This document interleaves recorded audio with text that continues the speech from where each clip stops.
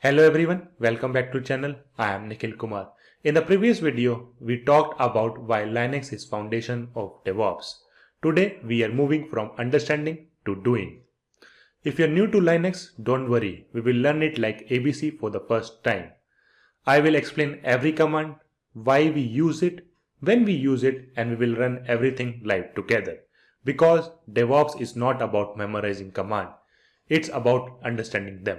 So let's start building your Linux confidence from zero to practical. So let's start with the hands-on now. Before we run programs or configure servers, we should know where we are inside the Linux system and how to move. So to check the current location or to see where I am right now in the Linux system, we have a command for that. And that command is pwd. That is print working directory. It simply tells us our current location in this Linux world. So using that, we can get to know about our current location. Another thing is that if I am inside the /root directory, but I want to see what files are there in this particular directory. So we have a command for that, that is ls, means list. So ls shows what files or folder exists in this particular directory. So in this particular directory, you can see we have a multiple files here. Some are the text file and some are the directories. Blue one are the directories and the white ones are the files, and the green one is also a file, but it is an executable file. If we have some scripts like Python or the bash script, so we can make it executable and the color code got changed to green. But if we want to see more information about these files, we have an option in the list command, that is -l. So ls-l, it will show a detailed view with permissions, honor, size, data, everything about those files. And if we want to see the hidden file in this particular directory, so we can run this option along with the list command, that is -a. So ls-a. So it will show all the hidden files too. Anything starts with a dot here, like .bash history, .bash logout, .bash rc. These are the hidden files, are usually configs and they won't appear unless we ask. Now let's move around this particular file system. So to change the directory, we have a command, that is cd. So we can use cd space and the directory name in which we need to move. We change the directory to the Kubernetes basics to advanced. So if I run pwd here, we can see we are under the root/Kubernetes basics to advanced directory. Now we want to move some another directory which is not subfolder of this directory. So what we can do, we just need to give a complete path of it. So for that, what we can do, so we can use cd/etc. As we can see, we are under the /etc folder. So we are under the /etc folder. It's a very important place for the configuration files. And the pwd confirms the same, that we are under the /etc. And if we did the ls here, and we can see all the files which is related to the configuration of the Linux system. Now if we want to go one step back, so for that we can use the cd with double dots. So it will take us one step back from this particular directory. So earlier we were at the /etc. Now we are at the / folder. And it's very handy when you jump between the folders. Now if we want to go back to the previous location, so for that we have a shortcut for that in the Linux. So along with cd, we just need to use hyphen here and it will take us back to the previous location. So as you can see, we came back to the /etc. And if I hit pwd here, we can see we are under the /etc folder only. Now that we can walk inside Linux, let's learn how to find things like engineers. Basically, searching is one of the most used skills in DevOps, like configurations, certificate paths, logs or ports. Everything must be found very quickly. So before we search anything, let's create a sample files here so the result can actually appear instantly. So let me clear out the screen and let's create a directory in this particular system.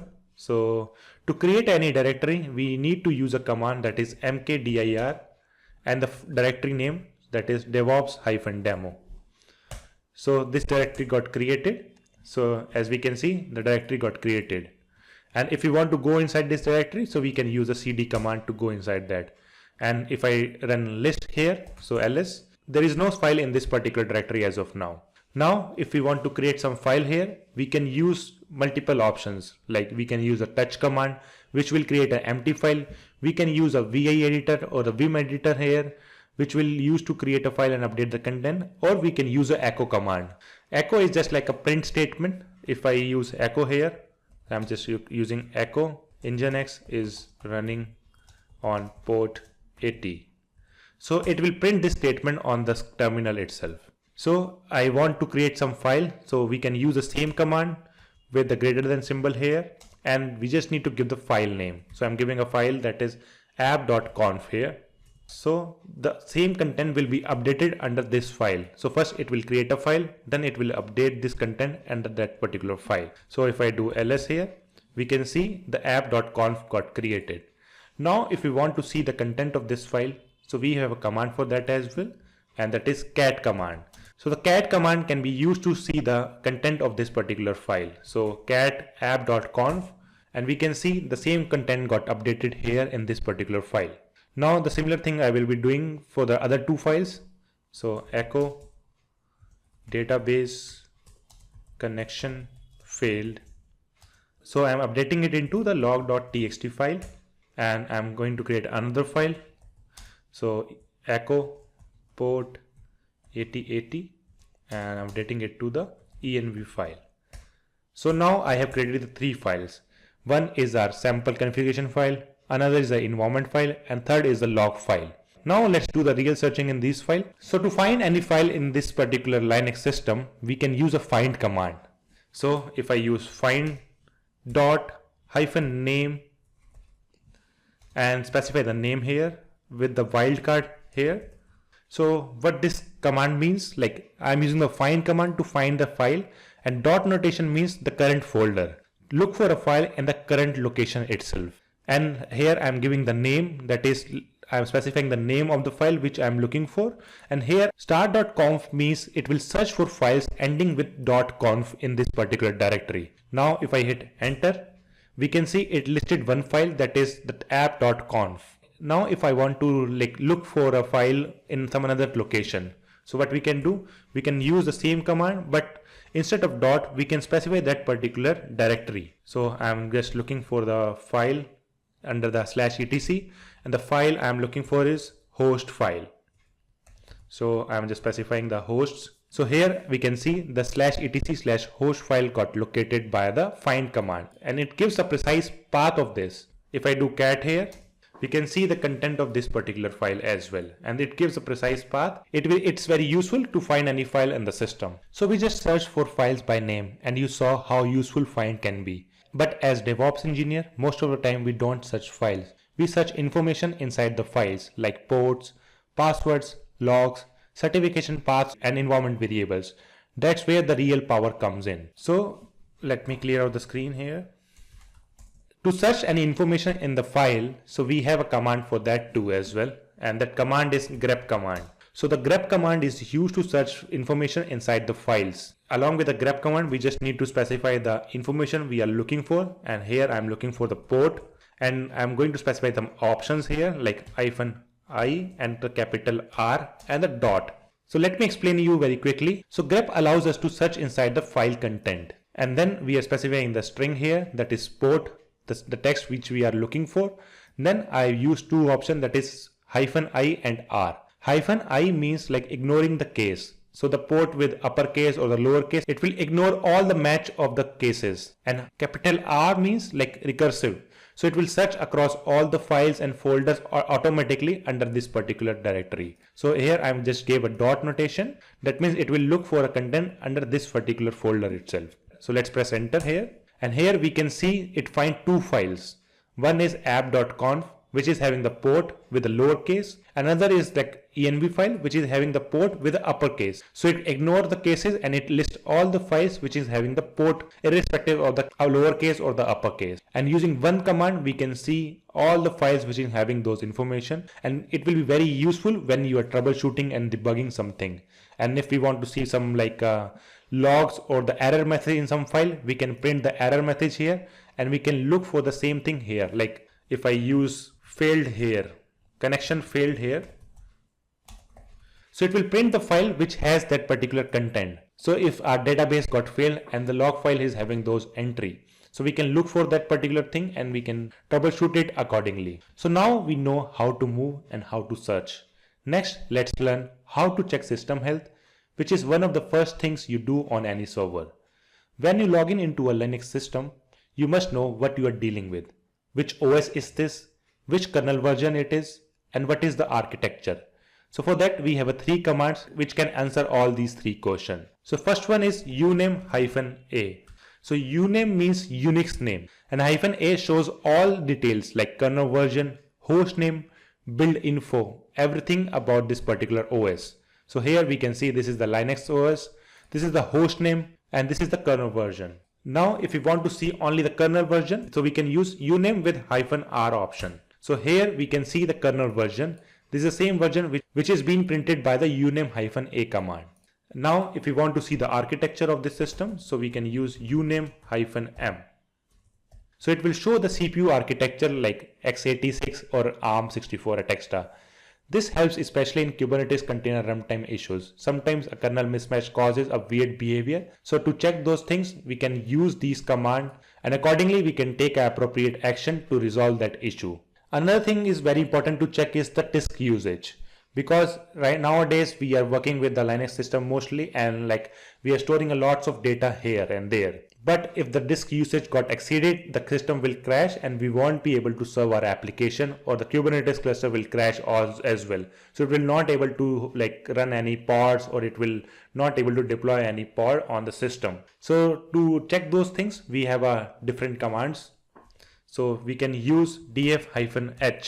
df means the disk free space, and -h makes it human readable. So it will show the complete set of information along with the file system name, size, used capacity, available capacity, mounted on. So as you can see here, the /dev SDA is having a 200 gigs, and we have used only 14 GB, and available is 187 GB, and it's mounted on /drive. So we can see it shows the complete file system along with the mounted location as well. Now if we want to see the disk usage, so for that we can use a du command. So du means disk usage, and -sh is the show the size of each folder clearly. And here I am giving a star.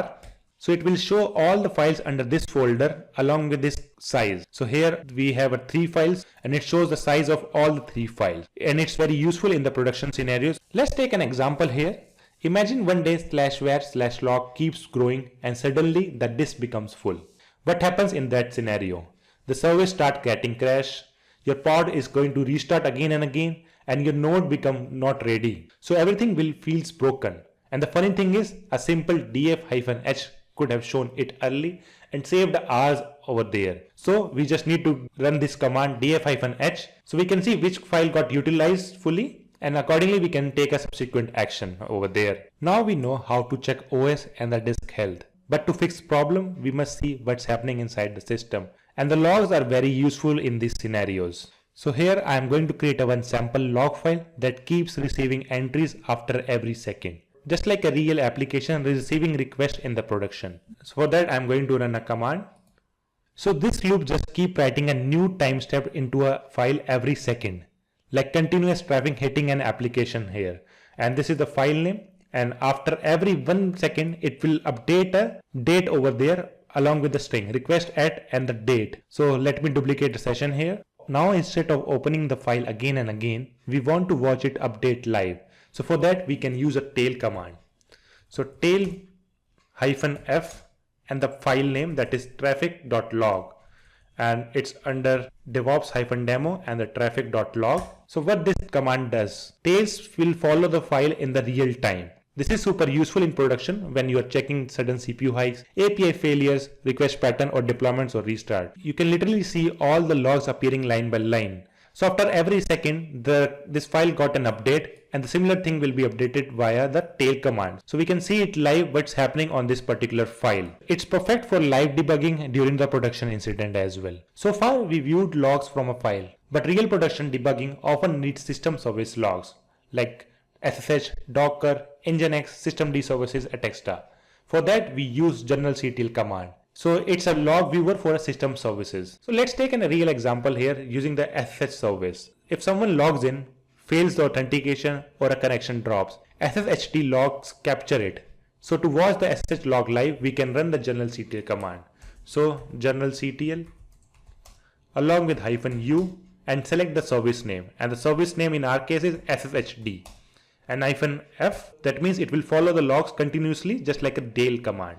If I hit enter, it will show us the log here, and it's updating live here. So whenever someone tries to connect this particular machine, we can see that error came up like failed password for invalid user, the connection got disconnected. Whatever the logs is coming for the SSH service, it will update it here live. But if something feels off or we want deeper context like warning, stack traces or recent failure, then we must use this command, that is journalctl with -xe.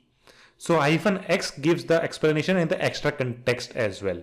And -e means it will jump right to the most recent error. So let me enter this. As we can see the most recent logs of that particular service. This is super helpful in troubleshooting things like SSH login failures, service crash loops, permission or SLNX denials, or config or misconfigurations in the files. And you can get more detail, more clarity, and the faster debugging can happen with the help of this particular approach. So now we know how to watch live logs from both application and the system services.